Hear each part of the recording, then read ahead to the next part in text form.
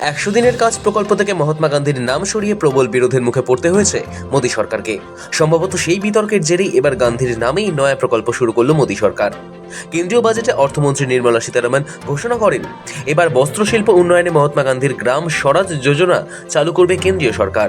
I propose to launch the Mahatma Gandhi Gram Swaraj initiative to strengthen khadi, handloom and handicrafts. MNREGA অর্থাৎ মহাত্মা গান্ধী গ্রামীণ রোজগার guarantee আইন বদলে বিকশিত ভারত গ্যারেন্টি ফর রোজগার অ্যান্ড আজীবিকা মিশন অর্থাৎ ভিবিজি রামজি আইন এনেছে কেন্দ্র, যা নিয়ে দেশ জোড়া বিতর্ক।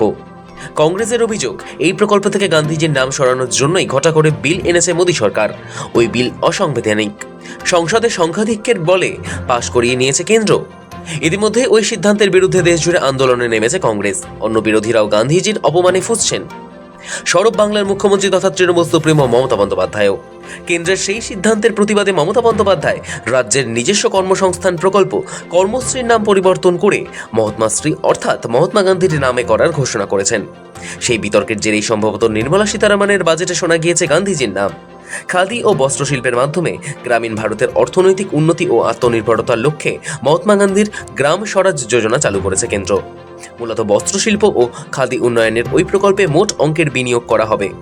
বাজেট বক্তৃতায় নির্মলা সীতারামন খাদি এবং তাঁত শিল্পের উন্নতির জন্য মহাত্মা গান্ধীর গ্রাম স্বরাজ প্রকল্প শুরু করার প্রস্তাব করেন। To strengthen khadi, handloom and handicrafts. This will help in global market linkage and branding.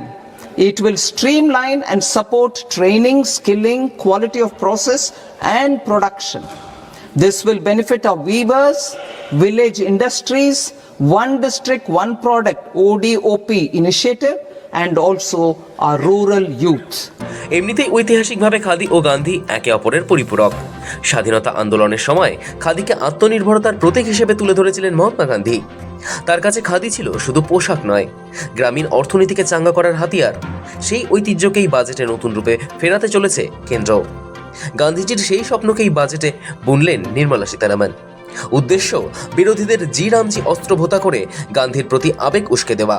এই ঘোষণার মধ্যে দিয়ে বিতর্কের ধার কিছুটা ভোতা করার কৌশল নিল কেন্দ্র। ব্যুরো রিপোর্ট, সময়, কলকাতা।